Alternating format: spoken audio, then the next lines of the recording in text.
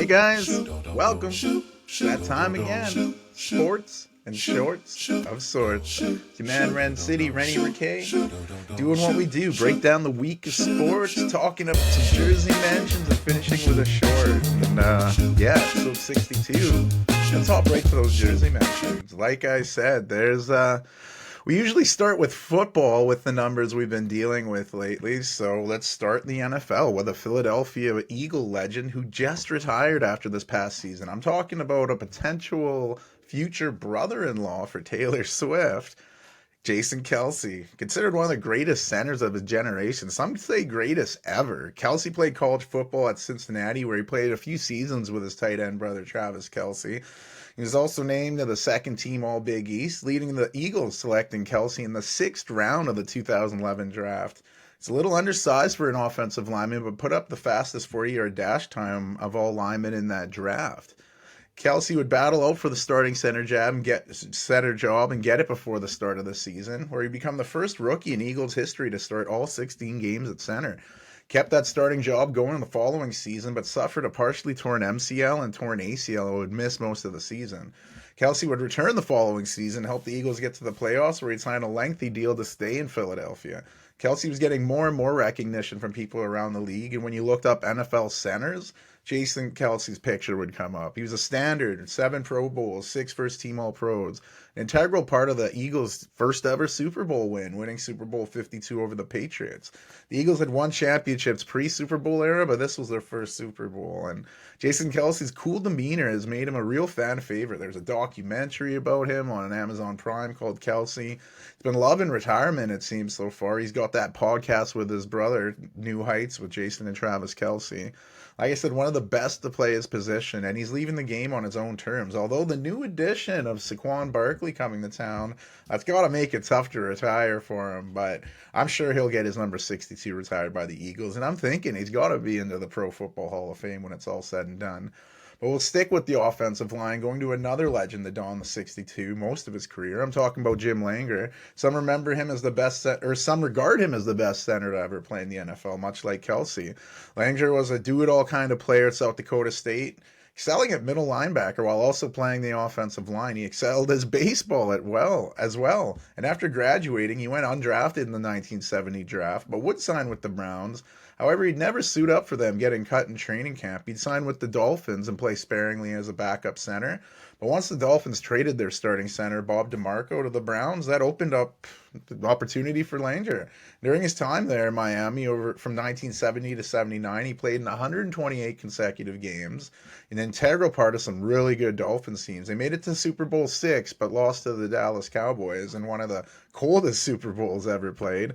But the Dolphins bounced back from that the next season, becoming the only team to go undefeated throughout the season and postseason, New England, capping it off with a Super Bowl, beating the Washington team in Super Bowl VII to complete their perfect season. Like I said, 2007 Patriots came close, but David Tyree's helmet catch in Super Bowl 42 changed that. Langer's Dolphins were repeated Super Bowl champions the following season, beating the Vikings in Super Bowl VIII. And during his time there, he'd make 6 Pro Bowls, 3 first-team All-Pros, 3 second-team All-Pros. He's hoping to finish his career off closer to home, so he was traded to the Vikings, where he wore the 58 his last 2 seasons in the NFL, but he was just not the same player he was in Miami. He'd retire on his own terms, and he was honored by the Dolphins, being inducted to the Honor Roll as well as their Walk of Fame. The NFL honored him by naming him to the 1970s All-Decade team. Jim Langer would get inducted to the Pro Football Hall of Fame, becoming the 4th Dolphin to get elected to the Hall of Fame in his first year of eligibility. In 2013, Barack Obama honored the 1972 perfect season Dolphins at the White House, but Langer decided not to go, citing political reasons, saying he doesn't want to be in a room with dishonest people like politicians. But unfortunately, Jim Langer passed away in 2019 due to a sudden heart-related issue. He was 71 years old at the time of passing, and the 3rd player from that perfect season to pass away. One of the best undrafted players to really ever play in the NFL. The next 62 on our NFL mention requires us to jump in a time machine here. We're going back in NFL history to talk about Charlie Trippi. He grew up in Pittston, Pennsylvania, which was a coal mining community, and he didn't want that coal miner life, so he went into sports. And that got him to the University of Georgia on a sports scholarship. And he was a very versatile player. He'd probably fit in a Bill Belichick team for sure. He played halfback predominantly, but he played a lot of quarterback, safety, punter, and even did some kick returning, known as the rare quintuple threat. His collegiate career was interrupted with the coming of World War II, where he'd play some time with the Air Force Gremlins football team while in service. He was also drafted by the then Chicago Cardinals, first overall in the 1945 draft. While still in service, he was allowed to finish out his college career at Georgia, where he dominated, lighting it up in baseball as well, but choosing football as his profession, becoming the highest paid professional football player with the deal he signed with Chicago. And in his first season with the Chicago Cardinals, Trippy put up huge numbers, helping the Cardinals get the 1947 NFL championship game. They took on the Eagles in a very icy field where Trippy actually wore basketball shoes to help him set apart from the rest of the team, and that helped them get a 28-21 win. Trippy would make 2 Pro Bowl appearances, was named a first-team All-Pro as well as a second. He'd served as assistant coach for the Cardinals after retirement before taking up business and real estate. Trippy would get inducted into the College Football Hall of Fame as well as the Georgia Sports Hall of Fame. His alma mater retired as number 62 with the Bulldogs football team. And the Cardinals, who are now obviously in Arizona, have Trippy in their Ring of Honor. He was named to the 1940s All-Decade team and inducted into the Pro Football Hall of Fame. Only member of the Hall that has accumulated at least 1,000 yards of receiving, passing, and rushing. In 2022, however, Trippy passed away at the age of 100. He's the last surviving member of the NFL 1940s All-Decade team. Like I said, a legend way before I was around, but someone that we can't forget in the history of the NFL here. Next, number 62 on our list, another offensive lineman and another Georgia Bulldog. Bullfrogs, Warner family. But anyway, I'm talking about guard Guy McIntyre. He was a beast at Georgia, earning second-team All-SEC, first-team All-SEC the following season, including a second-team All-American nod. This helped Georgia win a national championship his sophomore season.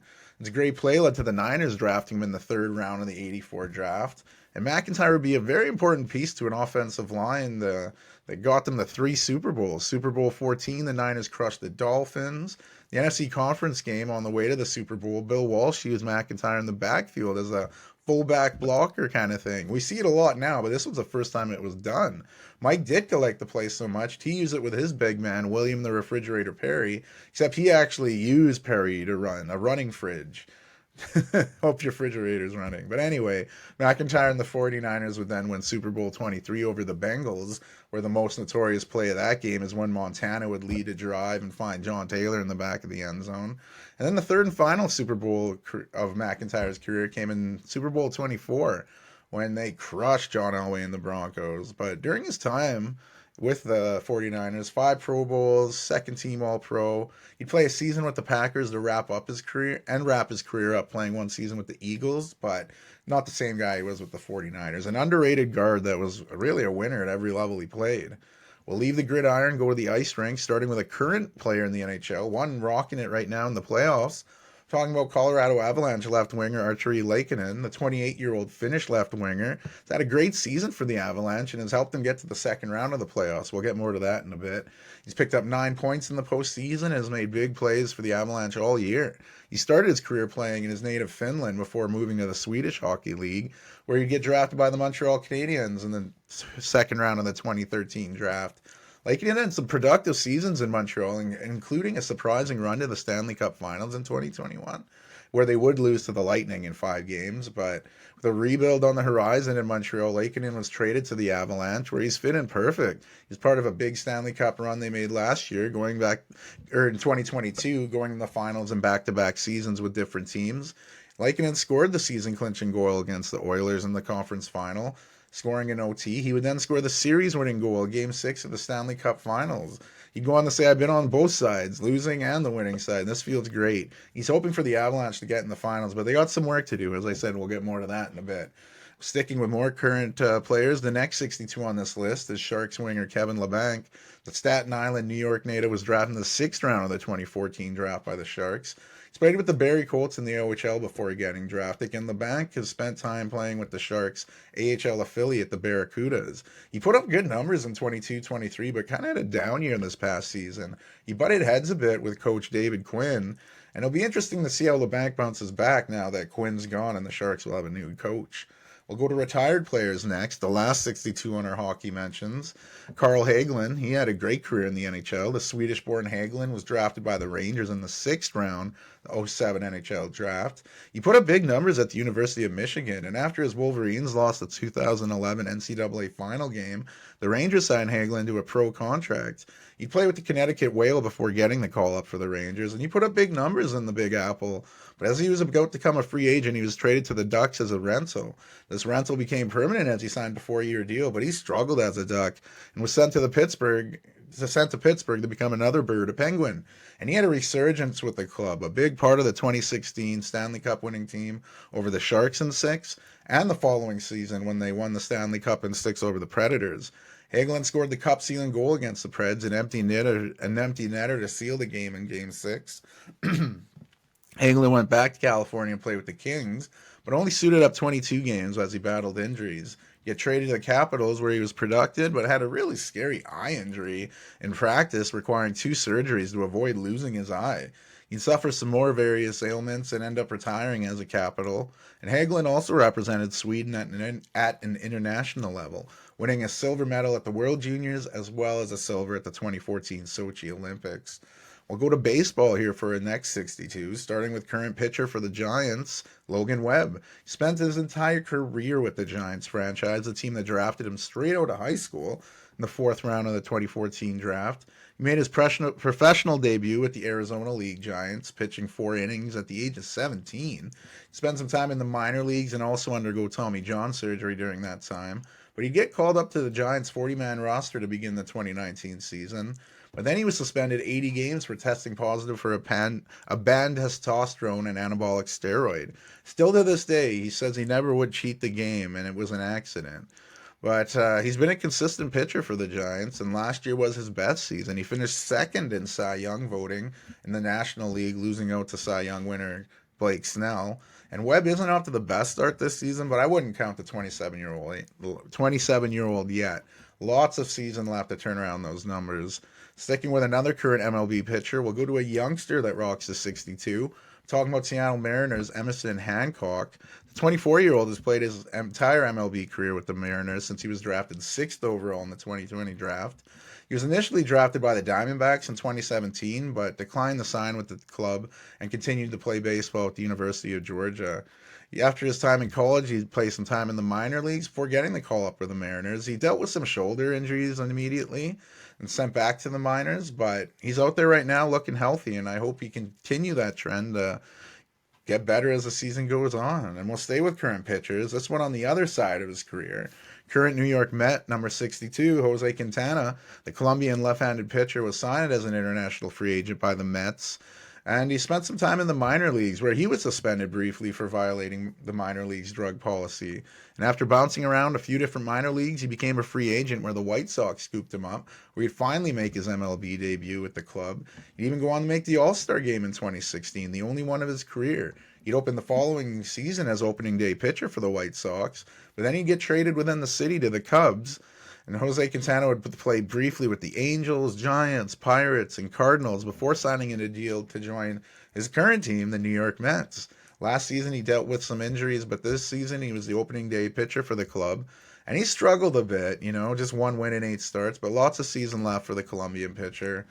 Solid pitcher that even at 35 is a lot to give here. The last current baseball player to wear number 62 on our list, Eniel de los Santos, the Dominican Republic-born right-handed pitcher, plays for the Padres. He signed as an international free agent with the Mariners, but never got to play in the big show for them. He got traded to the Padres, then the Phillies, where he'd finally make his MLB debut.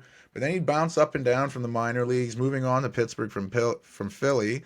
And after the Pirates assigned him to a minor league assignment, he chose free agency instead, where he'd get signed with Cleveland, where he pitched out of the bullpen. And then the Padres would pick up De Los Santos in a trade, where he is currently pitching, already making a bunch of appearances for the club. And now we'll go to a retired pitcher, 62 wear, that was known by Yankees fan, Joba Chamberlain. He was drafted 41st overall in the 2006 MLB draft after playing for the Nebraska Cornhuskers, but he never quite lived up to his hype. He had troubles off the field, and he bounced back from the rotation to the starting lineup.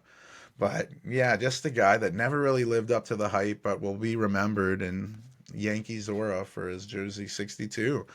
And the last baller I'll mention here is another retired one, Scott Shields. Spent the entirety of his career with the Angels franchise.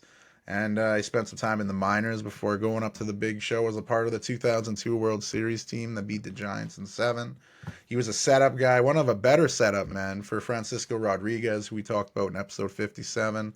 Solid pitcher, did great for the Angels throughout his career. So a shout out on the show. And we'll wrap up with the NBA, where again, another number that's not very popular. The longest number 62 tenured player, Scott Pollard, wore it for 3 seasons in Indiana. And Pollard was known as a physical backup center who filled in where he was needed. Drafted pretty high after a college career in Kansas. He was drafted 19th in the 97 draft by the Pistons. He played sparingly, where he was traded to the Hawks, where he was immediately waived before the Kings picked him up. And that's where most people remember him, with his wild hair and filling in as a role just to be a big body to go up against the dominant Shaquille O'Neal of that era. Teams needed 7-footers just to throw out there and take fouls. But he'd move on to the Cavaliers and then the Celtics, he'd move on to the Pacers, where he wore 62 before moving on to the Cavaliers and Celtics, both playing sparingly with the clubs. He did get a championship ring after the Celtics defeated the Lakers in 6 games in 2008. After retiring, Pollard's done some broadcasting, even appeared in a few movies. He's dealt with some health issues, but he's been a recipient of a heart transplant, so things are looking up for Scott Pollard. We'll go from there, the jersey mentions, to the wild week of sports, starting with the NHL playoffs. Man, we've had some good games. Hurricanes, Rangers, this has been crazy. Eastern Conference battle between these two teams that had very little resistance in the first round. This matchup has been awesome. As of last episode, the Rangers were up 1-0 in the series, and the game 2 was going down in New York, and what a game it was. Jay Gensel had himself a game. Chris Kreider would tie the game up late for the Rangers, and it would go to overtime. Not just 1 overtime, but 2 overtimes, where Vincent Trocheck would score the game winner, giving the Rangers the 4-3 win and giving them the 2-0 lead in the series. The series would go to Raleigh, North Carolina for Game 3, when Jake Gensel continuing the score, and then halfway through the second, Chris Kreider would convert a Zibanejad pass, scoring a short-handed goal, and the game was tied at 1 going into the third period. Lafreniere would keep his scoring ways up, giving the Rangers a 2-1 lead in the third, and then just over 90 seconds to go, Carolina pulled their goalie for the equalizer, and Svechnikov would score a greasy goal to force overtime again in the series, where again we'd get a greasy goal, this time by Artemi Panarin, whose deflection barely squeezed through the goaltender and gave the Rangers a 3-2 win, giving them 3-0 series lead with a chance to sweep in Carolina. Game 4 went down in Carolina. The Hurricanes had their backs against the wall. They'd open up the scoring, though, not even 2 minutes into the game. Kuznetsov would fire one home. Then 5 minutes later, Stefan Nesson would score to give the Hurricanes double their lead.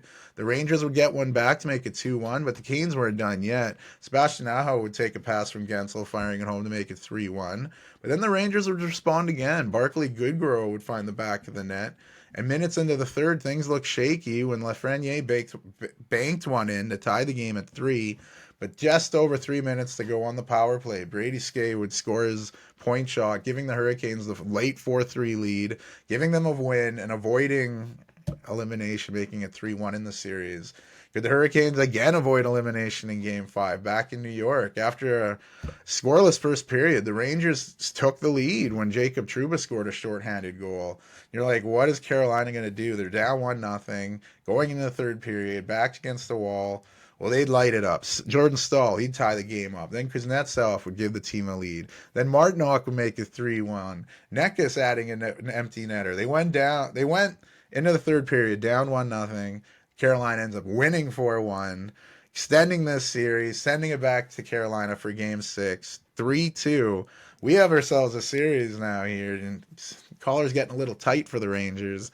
Bruins and Panthers were staying out east, and at last episode's recording, the Bruins had a 1-0 lead in the series after punneling the Panthers in Game 1. But since then, it's been all Panthers, much different results. Things look to be trending in a different direction, with Charlie Coyle easily scoring off a nice setup, but then not even 2 minutes into the period, the Panthers would equalize, and the floodgates were open. Alexander Barkov would score, Forsling would score. Panthers were up 3-1 going to the third period, where they'd add more goals, and they ended up taking a big lead in this one. Brandon Montour got a shorthanded goal. Number 62, should have shouted him out in this episode, but this sent the series back to Boston, all things tied up at 1. The Boston crowd was rocking for Game 3, but they'd get silenced early into the game when Captain Brad Marchand would take a tough hit from Sam Bennett, resulting in Marchand leaving the game. And even though he tried to come back, he was not himself. No penalty issued for Bennett on the play, and things got worse for Boston a little bit through the period when Rodriguez would score to put the Panthers up 1-0. And from there, the Panthers just kind of took over. The Boston tried to come back, but this was all Panthers. 6-2 road win, and they took a 2-1 lead in the series. Game 4 still in Boston, and the Bruins got off to a bit of a better start despite Marchand still not being in the lineup. David Pastrnak would slap one home to make it 1-0, and then a bad Panther giveaway would lead to Brandon Carlo firing it home, giving the Bruins a 2-0 lead going into the second. But then with around 5 minutes left to go in the period, Anton Lundell's shot would find the back of the net, cutting the lead in half going into the third. And Sam Bennett would tie the game up in the third period, and not even 4 minutes later, Alexander Barkov showing off some hands, putting up Florida 3-2 in the game, and they'd hold on to take the comeback win despite being down 2-0 in the first period, silencing the Boston crowd as the Panthers take a 3-1 lead back home to Florida, where it is said again the Bruins will be without Marchand. So this could be golfing time soon for the Bruins if the Panthers can end it tonight. We'll go out west. Tough series between the Avalanche and the Dallas Stars. Game 1 opened up in Dallas, and what a start to the series. The Stars had their home crowd rocking with a fantastic start. Not even halfway through the first, Suter would score from the point to put the Stars up 1-0. Wyatt Johnson would score off an offensive draw, make it 2-0. Then with a two-man advantage, Jamie Benn would score, making it 3-0. Early in the second period, Valerie Nichushkin would get one back for the Avalanche. We'll get more on him later. Again on the power play, Makar would fire one home to make it 3-2. Then not even a minute into the third, Nathan McKinnon would tie it up at 3. The goaltenders were making big saves then, and it was going to overtime where Miles Wood showed off the Jets, getting first to the puck, scoring the overtime winner, giving the Avalanche the 4-3 massive comeback win, and giving them the lead in the series. Game 2 would again go on in Dallas, and this one would look more Dallas again. Nichushkin would score late to make it 4-3, but that was about it. Dallas would add an empty netter to make it 5-3 and tie the series going back to Colorado. Game 3 went down in Denver, and the Stars would get off to a better start. Stankoven would wrist one home to give the visitors a 1-0 lead, and then halfway through the second period, Rantanen would score to tie things up at 1, but just 5 minutes later, Sagan would put the Stars up again. And then they'd get another goal from Sagan, another goal from Stankoven, another win, a 4-1 win, as the Stars take the series lead 2-1. Then Game 4 went down, and the Avalanche were looking to tie this up at home, but they'd received some unfortunate news before the puck was even dropped. I mentioned Colorado's leading goal scorer earlier, Valerie Nichushkin. He received a suspension of 6 months, at least 6 months without pay, and placed in the Stage 3 of the league's player assistance program. This is massive for the 29-year-old Russian, who will obviously miss the remainder of the postseason. And earlier this season, Nichushkin was away from the team for nearly 2 months as he received care from the NHLPA, NHL Player Assistance Program, for issues not disclosed. Sounds like there's some personal demons in this guy, and the demons are winning right now. So hope the best for him. And how would the Avalanche respond to such a bombshell before the game? To answer that question, not very well. I mentioned the 21-year-old Wyatt Johnston earlier in this episode. He'd get 2 goals to start this game, giving them a 2-0 lead. Heiskanen would get another one, make it 3-0. Middlestat would respond immediately for the Avalanche, making it 3-1. But it would get worse from there. You'd get Dadonov would score, Sam Steele would add an empty netter. Big 5-1 win, and this series is going back to Dallas 3-1 with, you know how snow does in Dallas, so it might not go too well for the Avalanche there. Oilers and Canucks, this has been wild. Game 1 of the All-Canadian matchup went down in Vancouver, and it was a goal-filled event. It was really exciting. You'd have, late in the third, Connor Garland would use a nice fake to get Skinner hesitating a bit, and Garland would find the back of the net, completing a huge comeback and giving the Canucks a 1-0 series lead. Like, the Oilers were up big in this one. They were up 4-1 at one point, and they just let it get away from them. Game 2 was still in Vancouver, and again, a great game. Canucks getting an opening goal through Elias Pettersson, And it wasn't too long for the Oilers would go on a power play of their own, and Draisaitl would tie it up. But then Brock Boyser would score with a deflection, making it 2-1.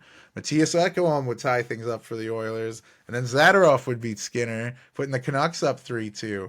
But then Connor McDavid put on a sick display before scoring to make it 3-3. And then in overtime, you get a greasy goal where Edmonton's Evan Bouchard fired the puck towards the net, knocking it directly in off Vancouver's Ian Cole.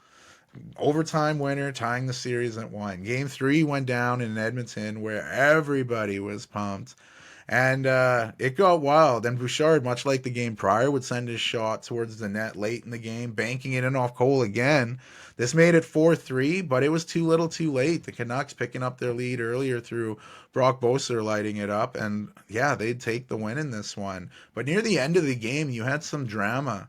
While Connor McDavid was in a little scuffle, he got double cross-check. Carson Soucy suspended 1 game for his cross-check, and his teammate Nikita Zadorov, he was fined for his other. Game 4 going on tonight.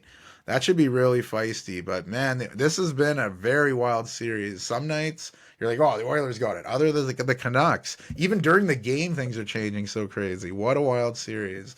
But to quickly summarize the playoff points leader, Draisaitl and McDavid leading the league in points, 18 and 17 respectively. Florida's Alexander Barkov and Tkachuk are each at 13, tied with Mika Zibanejad of the Rangers. Zach Hyman has a share of goals lead from Edmonton with Colorado's Nichushkin. But we know Nichushkin won't be getting any more goals anytime soon here with that suspension.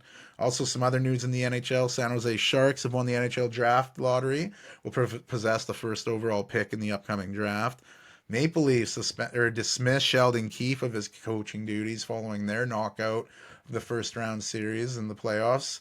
It's a big job to take there. Lots of scrutiny. We'll see who's going to take the job and coach Toronto next season.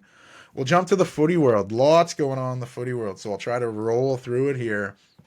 We are at Champions League, second leg of the semifinals. PSG taking on Dortmund.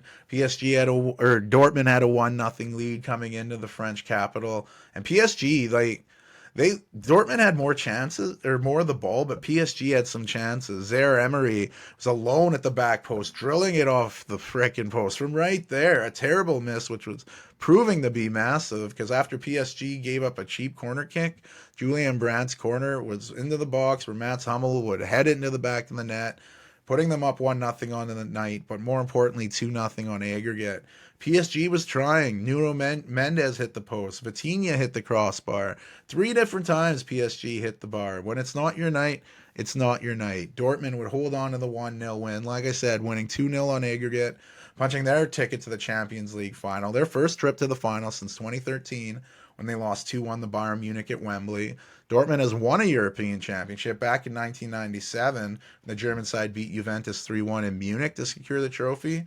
But for PSG, it was not the fairy tale ending they were hoping for French superstar Kylian Mbappe, as he is leaving the club at the end of the season. Who would Dortmund play in the final? Well, we had that big match with Real Madrid and Bayern Munich. This was 2-2 coming in. Both teams had chances. Rodrigo free kick looked to be going in, but Bayern keeper Neuer showing he still got it.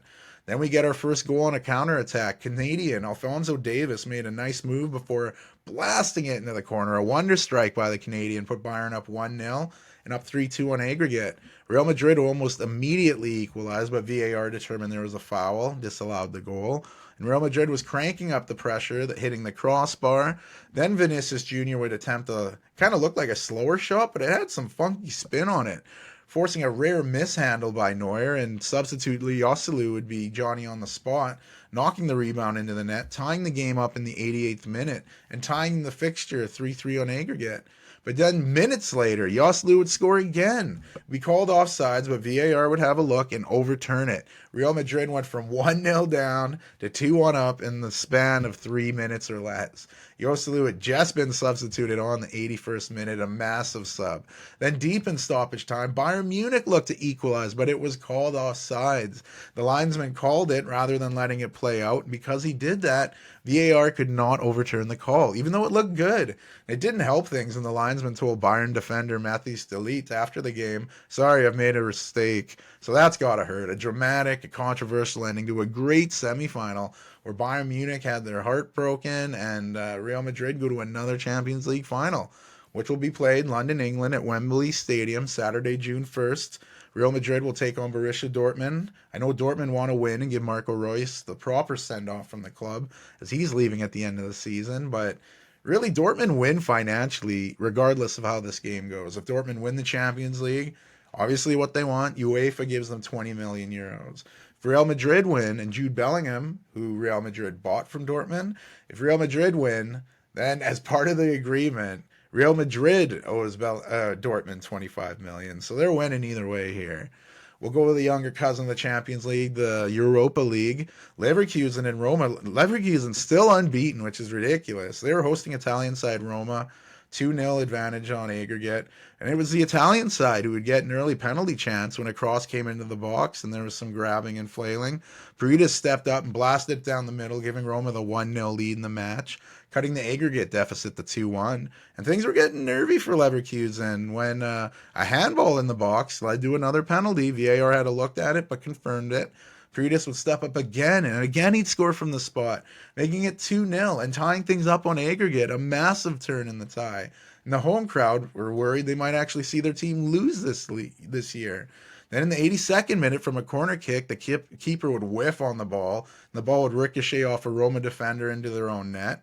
And then deep in the stoppage time, Leverkusen did it again. I can't believe it. Josip Stanisic would go on a long run and find the corner, putting Leverkusen up 4-2 on the aggregate and tying this match at 2. That comeback not only punched their ticket to the Europa League final, but it also kept their unbeaten streak going, pushing that across all competitions to 49 in a row. It's amazing. When they were down 2-0, I thought it was over. I thought they were going to advance, but I thought they'd, lose a match. But nope, not Leverkusen. Italian side, Atalanta hosted French side Marseille in the second leg of their semifinal matchup. It was all tied up coming in. And in the early moments of the game, Lookman looked to put Atalanta up with some fancy footwork and his deflected shot finding the back of the net. And that put them up 2-1 on aggregate. And then in the second half, Matteo Riguri would score, and they'd add another in the 94th, a big 3-0 win at home for Atalanta as they won 4-1 on aggregate and punched their ticket to the Europa League final, where they will, play unbeaten Leverkusen. That game going down Wednesday, May 22nd in Dublin, Ireland. Which brings us to our last European competition, the Europa Conference League. The Belgian side, Club Brugge, were hosting Italian side Fiorentina down 3-2 on aggregate. And they'd equalize just 20 minutes into the match. A bad giveaway led to a Bruges counterattack where De Kuiper met the cross and found the back of the net, putting them 1-0 up in the game, but more importantly, tying it up on aggregate. Fiorentina were really pushing for their goal in the second half, hitting the post twice in a short span. Then they'd get awarded when some pushing in the box led to Zola popping up and hitting it, and Lucas Beltran would step up to find the corner from the spot, tying the match at 1, putting Fiorentina back up in aggregate. The game was feisty in its late stages, with Dennis Ledoy picking up a red card. He had been already substituted out of the game, but he was still given one from the bench. And despite this late game craziness, the scoreline would not change. Fiorentina would punch their ticket to the Conference League final. Olympiacos and Aston Villa with one semi-final already finished. Like I said, Fiorentina punching their ticket. It's a matter of who would they faced. Olympiacos was hosting Aston Villa, already leading 4-2 on aggregate. Their hat-trick hero, El Kabi, he'd score 2 goals in this game, and the raucous Olympiacos crowd went crazy as they'd win 2-0, win 6-2 on aggregate. And now Olympiacos will take on Fiorentina in the Europa Conference League final. First European final for the Greek side, and the first time a Greek team has played in a European final. And they'll have some bit of a home field advantage, as this game will take place in Athens, Greece, May 29th. That should be a dandy. And before jumping to the domestic leagues, have to mention the Canadian men's team has signed their new footy head coach, an American coach, Jesse Marsh, who is also a coach of Leipzig of the Bundesliga and coach of Leeds United in the Premier League. I really like the hiring, to be honest. I'm glad they were able to snag him up. And there's been plenty of controversy surrounding Canadian footy, so I'm pumped with the signing. So now we go from European footy to some domestic leagues, and we start with the Premier League. The weekend kicked off with title hopefuls Man City going on the road to face Fulham. Gavardiel showed off some amazing skill for a defender, putting on a nice move before finishing, giving them the 1-0 lead after just 13 minutes. In the second half, City would keep it up. Foden would score to double their lead. Gavardiel would score his second of the match to make it 3-0. In stoppage time, City would get a penalty, and everyone's like, oh, well, Gavardiel will take it and become the first defender to get a hat trick in the Premier League. But after some talking, the usual penalty taker, Alvarez, took it, and he scored. Easy 4-0 victory for Man City. Everton hosted bottom of the table Sheffield United, and the home side looked the better of the two. In the 31st minute, Calvert-Lewin would go around the keeper, and while he was out of position, he'd find Decore, who headed it home. Everton pick up the big 1-0 win. My West Ham hosted Luton Town in what would be David Moyes' last home match managing West Ham. Last episode, I mentioned how he and the team came to a mutual agreement about him leaving. Then it was announced that Spanish manager Julen Lopetegui would be managing the club next season. He's got a pretty decent resume, so I'm excited to see what he can do. Did not start the way we were hoping. Luton Town's Lukonga would meet across and find the back of the net, putting Luton up 1-0 after 6 minutes. And it stayed this way to the second half. Moyes must have said something at halftime because Ward Prowse would score in the 54th minute to tie it. The 65th minute, West Ham would take the lead for the first time when Souček would score from outside the box. And then they'd add a third when George Earthley, just coming onto the field, would score his first ever senior goal with West Ham. The 19-year-old, like I said, just subbed on, basically his first touch of the match. Massive goal in his young career. Big 3-1 win for West Ham. Big win for the departing manager at home. Tough loss for Luton Town, who may have confirmed relegation with that loss, but we'll get more of that when we look at the table. Bournemouth hosted Brentford in a tough matchup, and if you left this game early, you would have been pissed. You missed everything. All the goals came after the 86th minute. Bournemouth scored in the first half. A VAR took it away due to a handball. But in the 86th minute, a long ball by the keeper, one touch to Mbemo, who found the back of the net, giving Brentford the 1-0 lead, which only lasted 3 minutes when Dominic Solanke would find the corner of the net, tying it up with his 19th goal of the Premier League season, and things looked destined for a draw till deep in the stoppage time. Brentford's Wissa would smash the ball home from close range, giving them the 2-1 lead and securing the big road win. Wolves hosted Crystal Palace, who continued their great play of late. After missing some great chances, Palace would finally get their goal. Michael Elise would curl one in the 26th minute. Not even 2 minutes later, they doubled their lead. Shot would hit the post, and the ball would come to Mateta, who'd find the back of the net. They take a 2-0 lead in the halftime. Wolves would look to get one back. The ball would fall to Cunha, who got a goal and made it 2-1, but that was short-lived excitement as Eze would put Palace back up by 2 when he'd score 7 minutes later. Big 3-1 win for Crystal Palace. Tottenham were trying to keep their thin Champions League hopes alive as they hosted Burnley, who were trying to keep their slim chances of avoiding relegation alive. And it's Burnley who got off to the ideal start when Jacob Brun-Larsen received the pass and found the back of the net after just 25 minutes. It was short-lived, though. Tottenham's Pedro Porro would tie things up 7 minutes later, where he'd pick it up near his own half, go on a long run before smashing it home, and the game looked like it could be a tie.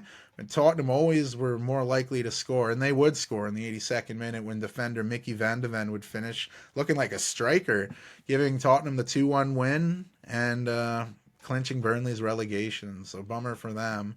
While Tottenham still have a thin chance to stay in the Champions League, but they need some help from Aston Villa. Newcastle hosted Brighton at St. James Park. The visitors would get the game's opening goal from a corner kick. Joel Veltman would score to make it 1-0. Then deep in first half stoppage time, a nice pass found its way to Sean Longstaff, who'd finish. This game would be 1-1, and that's just how it would end, with Newcastle and Brighton sharing the point. Nottingham Forest hosted Chelsea in a big match. Forest could avoid relegation with a win or a draw. However, it would be the visitors that struck first. Mudryk scored not even 8 minutes into the match to give Chelsea the lead. And then Forrest would respond in the 16th when Willy Boley found himself absolutely wide open in the box, and he'd score to make it 1-1. Game stayed that way until the 74th minute when former Chelsea player Callum Hudson-Odoi would make a nice move and score, making it 2-1. The fans only could cheer for 6 minutes when Raheem Sterling would make a similar move to Hudson-Odoi and curl his shot to the net, tying the game up in the 80th minute, and things continued to go Chelsea's way as substitute Reece James, who made his return to the pitch after lengthy injury, crossed his ball, setting up Nicholas Jackson, who would head the ball into the net. So then in less than a 2-minute span, Chelsea went from down 2-1 to up 3-2. A big comeback win for Chelsea. That leaves a very small window for Forest to get relegated, but we'll get to that. In what looked on paper to be the game of the weekend, Manchester United hosting title hopeful Arsenal. This game was meh. A deep ball into the Man U territory would only work as Casemiro was in terrible position, leading to Arsenal staying onside, and Trossard would find the back of the net in the 20th minute. If it wasn't for Onana, the score line could have been much worse, but the Man U keeper made some big saves and kept it 1-0.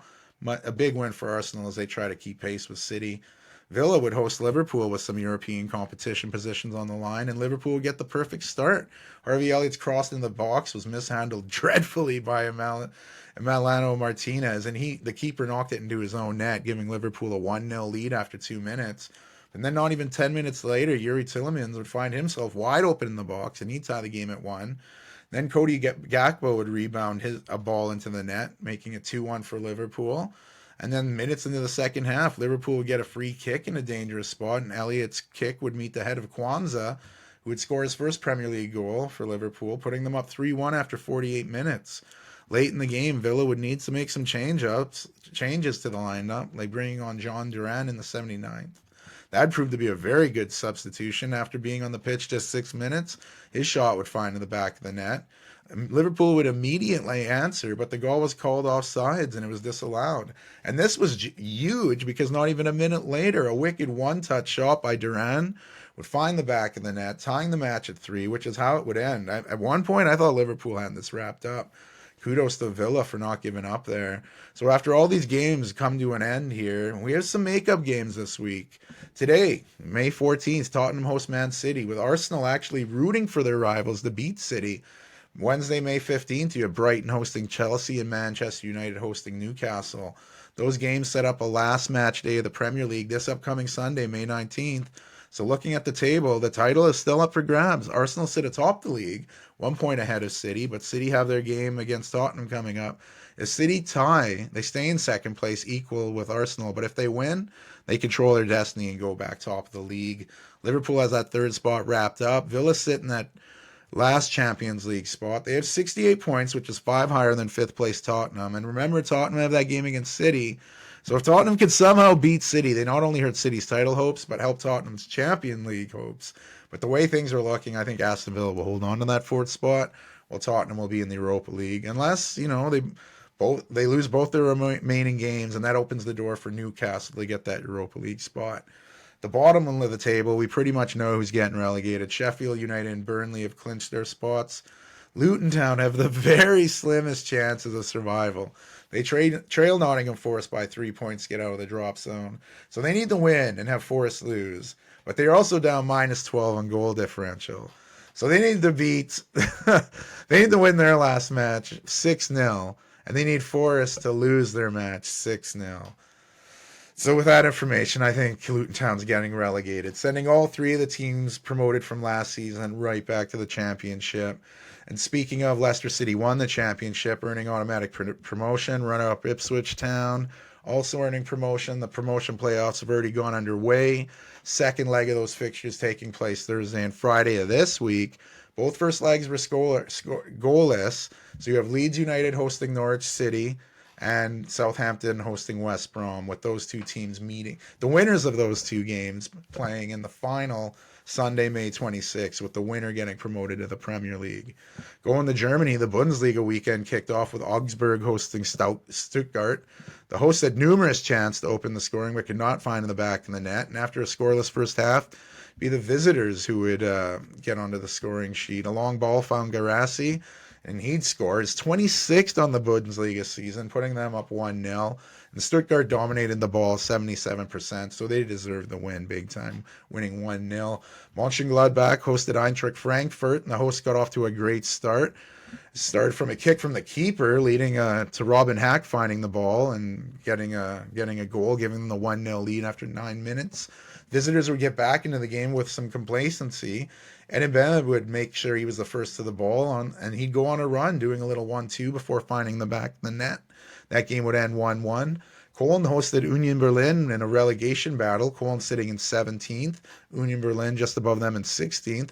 Robin Koch would give the visitors a perfect start when he'd score from a corner kick, putting Berlin up 1-0. They'd double their lead soon after, and VAR would confirm a penalty chance, giving Kevin Volland a shot from the penalty spot, and he'd score. And Union Berlin led 2-0 after 19 minutes. But just before halftime, Cologne would get one back from the penalty spot when Florian Kainz would score to make it 2-1.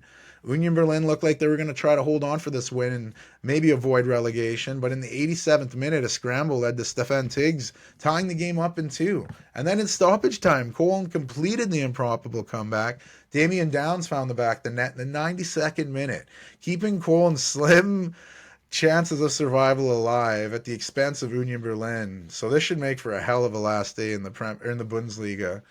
For now, we head to Freiburg, where they were hosting Heidenheim. The hosts would open the scoring when Dohan scored from a cross. Then 8 minutes later, the visitors would equalize through Kevin Sessa. And that's how the game would end, 1-1 apiece there. Leipzig would host Werder Bremen, and it would be the visitors who opened the scoring. A dangerous cross was heading to their own net by Leipzig's Seewald, giving Bremen the lead after 35 minutes. There'd be no more goals until the 61st minute when Benjamin Sesko would blast a shot into the net, tying the game up at 1 for Leipzig, and that's how the game would end, putting Leipzig at a 10-game unbeaten streak as they refused to lose in the Bundesliga, with their last loss coming back in February 24th. Mainz was hosting Dortmund in an important match, more so important for Mainz as they're trying to avoid relegation. Dortmund already clinched a spot in the Champions League finals, which gave Germany an extra Champions League spot. Dortmund doesn't need to worry. So they're outside the top 4 because they have that extra spot, and they're going to be in the Champions League regardless. So maybe Dortmund's minds were elsewhere, and it showed, because just 12 minutes into the match, Leandro Barrio would find the back of the net, putting Mainz up 1-0. Soon Mainz would double their lead when backup keeper for Dortmund, Alexander Meyer, passed it literally to Jae Lee Sung, who scored to make it 2-0. Then Jae Lee Sung would add another, putting Mainz up 3-0 after 23 minutes.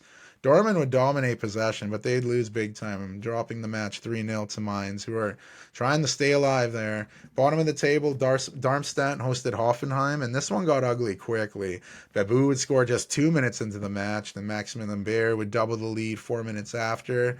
Goal after goal after goal. Darmstadt would lose 6-0 to Hoffenheim. Another tough result in what's been a very tough season for Darmstadt. Bayern Munich hosted Wolfsburg, a pretty one-sided game. Croatian teenager, 19-year-old Zavranek scored his first goal in his Bayern Munich debut. And not even 9 minutes later, Goretzka would slide one home to double Bayern's lead, and they'd take the 2-0 win. Bochum hosted the unbeaten Leverkusen side, and this one got ugly. Leverkusen would light it up, clinching the 5-0 win and extending their unbeaten streak to a now unprecedented 50 straight games. So we look at the Bundesliga table with just one match left in the season for each team. We have to remember the German top flight will have all their games played at the same time this upcoming Saturday, May 18th. That'll be the conclusion of the Bundesliga season. We know Leverkusen have won the title. They have a 15-point cushion over second place Bayern Munich. They have a 2-point lead over third place Stuttgart, and who could still technically catch them. And Leipzig sit in fourth place with 64 points. Dortmund just behind them in fifth place. And as I mentioned, the top 5 spots of the Bundesliga will qualify for the Champions League. So those spots are clinched. Eintracht Frankfurt sitting 6th on the Europa League spot. They can still get caught by Hoffenheim, who are trying to chase them. Freiburg could try switch positions with Hoffenheim too, depending on how the results go. The bottom of the table, we know Darmstadt's been dropping for a while. That Cologne win over Union Berlin really opens the door a bit here. If Cologne win and Union Berlin lose with a 3-goal difference, Cologne will leapfrog Union Berlin for the relegation playoff spot. If Cologne lose or draw, they are for sure relegated. But if they win and Berlin drop their match to Freiburg, Cologne could surprisingly stay alive here. If Union Berlin draw or win, they clinch that spot in the relegation playoff. However, if they win and Mainz or Bochum lose, Union Berlin would escape the relegation spots altogether. So Mainz just need a win or draw over Wolfsburg and they stay in. Bochum need a win or draw against Bremen and they stay in. But anything can happen. A lot of madness at the end of the Bundesliga table, or at the Bundesliga season at the bottom of the table. The title hasn't been decided yet in Bundesliga 2, but FC St. Pauli are in the driver's seat to win the title and they've already earned automatic promotion. A shout out to 31-year-old American manager Fabian Herzler. He took over the job last January with the club in relegation position, only to get him promoted to the Bundesliga the following season. So kudos to him. The only team that can catch them for the title, Holstein Kiel, they've also gained automatic promotion, and Dusseldorf will take on whoever finishes 16th in the Bundesliga table for that playoff spot. So it could be a very interesting end to that season as well. La Liga, Spanish top flight, kicked off this past week with Alaves hosting Girona. Visitors opened the scoring from a corner kick where Garcia found the back of the net after just 4 minutes, but the lead barely lasts. Garidi would finish off the attack to tie the game up, and then just before halftime, Girona would take the lead again. Dovbik's back heel to Yangel Herrera, blasting it into the net, gave Girona a 2-1 lead. And then a cross into the box led to chaos, and Garidi would get his second of the match, tying it up in the 99th minute. Amazing comeback for Alaves, who came back twice despite only having 35% of the ball. Crazy. Mallorca hosted a struggling Las Palmas side, and in the 29th minute, Mallorca would get the ball in the Las Palmas end, where it fell to Gonzalez, who fired his ball into the net, giving Mallorca the 1-0 lead, and they'd hold on to win 1-0. And Las Palmas, man, 11 matches now without a win. Last win coming back in February 10th. Yikes.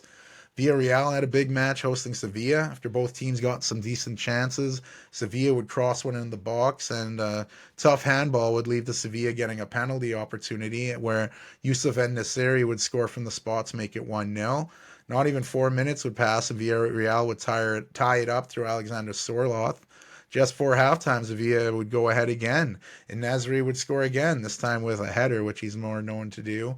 The visitors took a 2-1 lead in the halftime, but then the 84th minute, Mosquera would direct a low cross to the net, tying it up at 2 for Villarreal. And the game looked to be a draw, but in the 92nd, especially after Villarreal had a 92nd minute goal wiped off for offsides. But minutes later, that big Norwegian, Sorloth, would rise above and head the ball into the net. His second of the game, big 3-2 win for Villarreal. Granada hosted Real Madrid and gave the newly crowned La Liga champions a guard of honor as they came onto the pitch. Madrid looked more dominant this game, as expected, opening the goal through Fran Garcia in the 38th minute. Then they doubled their lead before halftime when 19-year-old Arda Güler would find the back of the net. Champions would ice the game in the second half when Brahim Diaz scored a brace in a 9-minute window, sealing the 4-0 win for Real Madrid. Athletic Bilbao hosted Osasuna, hoping to try and get in those Champions League spots, while Osasuna were just trying to get a nice gap from the relegation spots after losing 4 in a row. In the first 39 minutes, Bilbao had 2 goals disallowed, one for offsides, one for a foul. Osasuna also had a goal disallowed in this time, but it would be Osasuna who would score in the 40th minute when Raul Garcia's redirected shot found the back of the net. Then just 2 minutes in the second half, Osasuna doubled their lead when Ruben Garcia got first to the long ball and smashed it home. And like I said, Osasuna had a 2-0 lead after 47 minutes. 58th minute, one of the worst giveaways you'll see by a defender, went right to Inaki Williams, blasted his shot into the net, making it 2-1. And then basically with one of the last kicks of the game, Athletic Bilbao's cross to the box was caught by the keeper, but as he was falling, the ball hit his teammate and it dropped to Viabra, who hit the ball into the back of the net, tying the game up at 2 in the 6 minute of stoppage time. Massive comeback there. Cadiz hosted Getafe in a game that was almost a must-win to stay in La Liga for Cadiz, and a tough handball in the box went against Getafe, giving the hosts a penalty chance, and Ruben Alcaraz would score, putting them up 1-0 after 35 minutes. Getafe would put on the pressure but could not find the equalizer, and Cadiz pick up the massive 1-0 home win. Atletico Madrid hosted Celta Vigo, a big match for both teams for different reasons. Atletico trying to get in those Champions League spots, and Celta Vigo trying to avoid relegation. And Atletico was dominating the game, forcing big save or hitting the post. Eventually, Rodrigo de Paul would score from outside the box, smashing his volley into the top corner, putting Atletico up in the 84th minute, clinching the 1-0 win over Celta Vigo. Valencia hosted Rayo Vallecano, and the latter looking for a big 3 points, but Valencia had the better chances, and regardless, no one would score. This game would end 1-1. Real Betis would host bottom of the table Almeria, and the hosts would get an early goal. Former West Ham man Pablo Fornals would find the back of the net 8 minutes in. They double their lead in the 28th minute when another bad giveaway. Almeria would just passed it to Isco, who would easily score to make it 2-0. And with almost the last kick of the first half, Almeria's Baptisto would get a goal back, making it 2-1 just before halftime. In the 64th minute, Ayos Perez would blast one home to make it 3-1. But 4 minutes later, Almeria not giving up, scoring through Luca Romero. That's as close as they get. Real Betis held on for the 3-2 win. Barcelona wrapped up with the weekend with a big game on Monday, hosting Real Sociedad. 16-year-old Lamine Yamal would score another goal for Barca, putting them up 1-0. Then in the 90th minute, tough handball in the box led to Barcelona getting a penalty chance where Rafinha would score and Barcelona pick up the 2-0 win. So we'll have a quick look at the La Liga table. I mean, really quick, because there are a slew of games going down this midweek. From today till Thursday, a full match week going down, followed up by the weekend matches. So 2 of the last 3 matches of the season will be played just days apart, with the last day of the La Liga season going down Saturday, May 25th. Real Madrid have the La Liga championship clinch, Barcelona in second place, 14 points back. But surprise club of the season, Girona sit just 1 back of Barcelona for third. Atletico Madrid have a pretty firm grip on the 4th spot. They need to get 2 points out of their last 3 games to secure that spot. A win clinches it. Otherwise, Athletic Bilbao have a chance, but they're really hurting from that draw this past weekend. That really hurt their chances. So I'm thinking they'll be missing out on Champions League play. Go to the bottom of the table. Almeria and Granada already going down. Cadiz picking up that win over the weekend has kept them alive. With 3 matches to go, they are 5 points behind Celta Vigo and 6 points behind Mallorca or Rayo Vallecano. So there is a slim chance for them to stay up. They need to win out and get some help along the way, but it can be done. The sides getting promoted from La Liga 2 have not been decided yet. There's still fixtures to go, and the title hasn't even been decided yet. Lots of drama going in that second division in Spain. Going to Italy, rocking through these dynamic European footy leagues. We'll start with Inter Milan taking on Frosinone, and this one got ugly. This would turn into an easy 5-0 win for the champions as they embarrass Frosinone. Some big things happening in this game. Some history made in the 77th minute of the match. Canadian Tejan Buchanan would come off the bench and curl his shot into the corner of the net. His first goal in Inter colors, and it was the first goal ever scored by a Canadian in the Serie A. Not bad for a guy who was playing for the New England Revolution in the MLS just a few years ago. Proud Canadian moment right there. So like I said, big win for Inter as they're flexing their championship muscles on the rest of the league. Last year's Serie A winners Napoli were hosting Bologna, and just 9 minutes into the match, we'd get our goal. Bologna would line up a shot from distance where it'd get partially blocked and looped into the air, where it was crossed to Dan Nadori, who would find the net for his first Serie A goal. And like I said, 3 minutes later, Stefan Posch would score from a corner, his first of the season. That was the only 2 goals of the match. Big Bologna win, pick up a road victory, and with that win, Bologna has clinched the Champions League spot. First time Bologna will be in the Champions League in 60 years. It wasn't even called the Champions League then. It's just called the European Championship, but I got to shout out Bologna manager Thiago Motta. I gave him some shout outs earlier in the season. He led this team to 9th in the Serie A last season, and now he'll be competing with the best of Europe next season. Congrats to him. AC Milan hosted Cagliari, and just like their cross-city rivals, Milan dominated this one. They take the win 5-1. 2 goals. Christian Pulisic got involved in the magic. Reindeers, I heard that's Martha's favorite player. If you ever watch Baby Reindeer. But anyway, it was a big win here for AC Milan, crushing Cagliari 5-1. Genoa hosted Sassuolo. They were desperate for a win, trying to stay alive. Sassuolo would get taken down in the box. VAR would determine it was a foul. Piemonte would step up, score from the spot, give Sassuolo the lead. But things would change. Genoa would come back. Badej would tie the game up, and 7 minutes later, an own goal. Suddenly it was 2-1 Genoa. They came back from 1-0 to win 2-1. Verona had a big game taking on Torino at home. No first half goals, but we get a few in the second half, starting with substitute 67th minute from a throw-in. Swiderski, who had only been on the pitch 5 minutes, would score to make it 1-0. Verona had many more chances to score, but Torino keeper Milankovic-Savic made huge saves. And this proved to be massive because in the 77th minute, Torino's 18-year-old substitute from Cyprus, Zano Sava, scored the equalizer, his first senior goal and his first senior appearance for the club. And this sparked the visitors, and 83rd minute, Torino's Pellegrini would shoot from a tight angle, going through the wickets of the keeper, hitting the post, going in. Verona would answer late, but the goal was disallowed. Crazy game with Torino holding on the win 2-1. Juventus hosted bottom of the league Salernitana, one thinking of plans for the lower division, with others having eyes on Europeans competition and the Coppa Italia. But it would be the visitors who would open the scoring. Perozzi's powerful header from a corner beat the keeper and put Salernitana up 1-0 after 27 minutes. Juventus dominated the ball, but they could not get their goal. Then in stoppage time, Juventus finally found it from a corner. Rabiot would get the ball, put it in the back of the net, and it was 1-1 after 91 minutes. With literally the last kick of the ball, Salernitana had a chance to go up again, but they put it right over the net. Just kind of sums up their season. One of the biggest matches of the weekend, Atalanta hosted Roma. Lots on the line with European competition implications involved.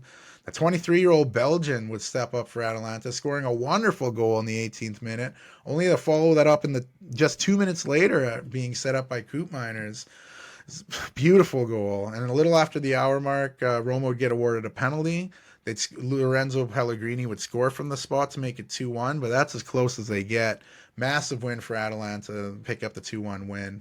Lecce hosted Udinese with both teams looking for a win and 3 points. Udinese would open the scoring when big man Lorenzo Luca would rise above and head the cross into the back of the net, making it 1-0 after 36 minutes.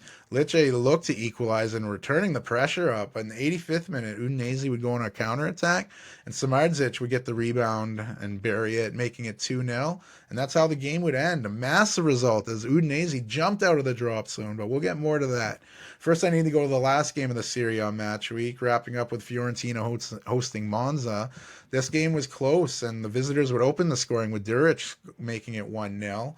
And Fiorentina would tie it up in the 32nd minute. And then in the 78th minute, the on loan from Juventus, Arthur would score his first goal for Fiorentina to put them up 2-1, and they'd secure the comeback win. So before I look at the table, there are 2 games left in the season for most teams. I say most because Atalanta faced Fiorentina in a makeup game after the season's done. You may remember on this very podcast when I spoke of Fiorentina's general manager, Giuseppe Joe Barone, falling ill before the match and eventually passing. They had originally hoped to make this game up March 17th, but both of these clubs have had a very busy schedule. Atalanta have gone on a big Europa League run, and they'll face Leverkusen in the final. Fiorentina have gone on a Conference League final run, and they face off with Olympiacos in the final. Also, Atalanta face off with Juventus for the Coppa Italia trophy tomorrow, May 15th. So a wild schedule-filled ending to the season for these teams. But I guess the better you are, this is your reward, right? So we'll go back to the Serie A table. We know Inter has won the Serie A. They've clinched it for a while, 18-point cushion over second place AC Milan. Bologna has snuck ahead of Juventus as both clubs share 67 points, but Bologna have a better goal differential. Atalanta is in that 5th spot, 4 points behind Juventus and Bologna, but don't count out Roma in 6th at 60 points, or even Lazio at 59. Italy, much like Germany, have an extra Champions League spot this season, so those teams I mentioned will be all trying to get that last spot. Going to the bottom of the table, there's even more drama than the top. We know Salernitana is going down the Serie B, only having 2 wins on the season will do that to you, but 14th to 19th is only separated by 5 points. 2 games to go for those clubs. This is massive. Sassuolo have 29 and 19th. Empoli sit in 18th point with 32 points, tied with Frosinone, but they have a better goal differential. 15th and 16th place, Udinese and Cagliari each have 33, and Verona in 14th with 34. One big game with relegation implications on the line this weekend with Udinese hosting Empoli. If one of those teams win, it could be their ticket of staying up. Gotta love the drama on both ends of the table in Serie A this season. Coming up from Serie B this season, Parma won the division and will climb back to the top division. Como will get promoted. You may recognize Como's manager, former Arsenal player Cesc Fabregas. The third team to gain promotion still needs to be settled through the promotion playoff. Wrapping up the European footy segment, we go to France. This weekend kicked off with Nice hosting Le Havre. The home side would open the scoring with a very long throw-in that went all the way into the box and bounced to Boga. He blasted into the net, and Nice led after 12 minutes.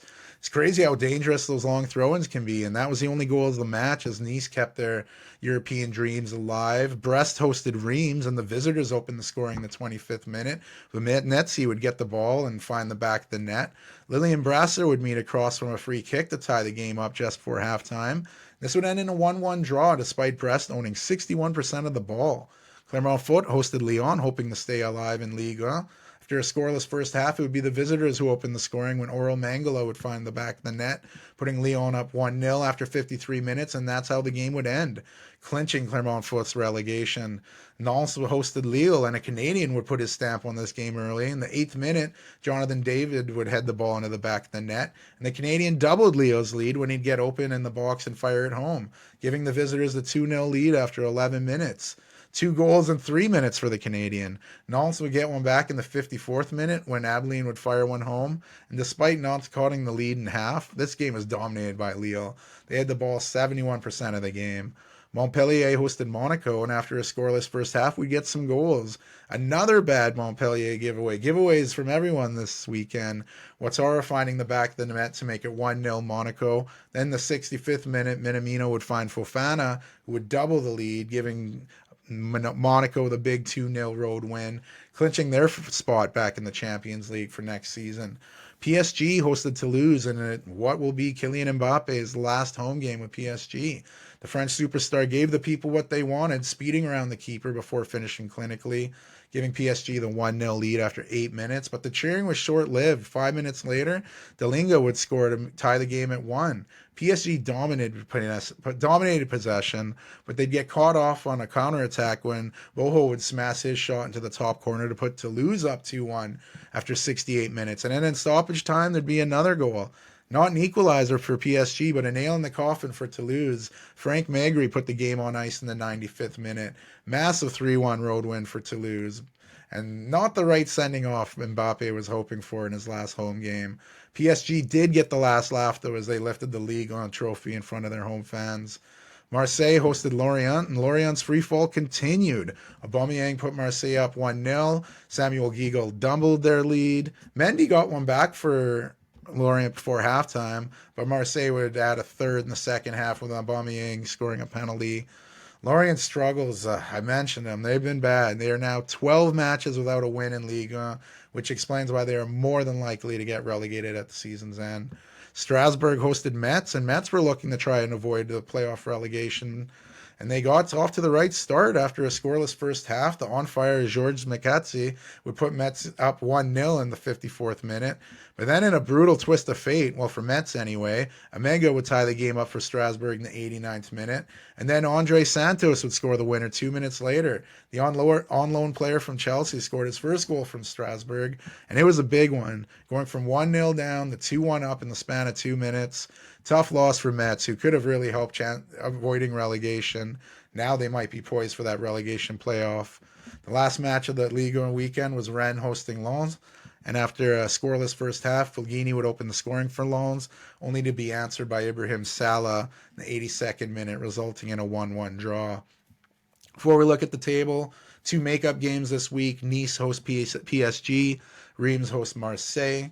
Then this weekend, Sunday, May 19th, the Ligue 1 season will come to an end.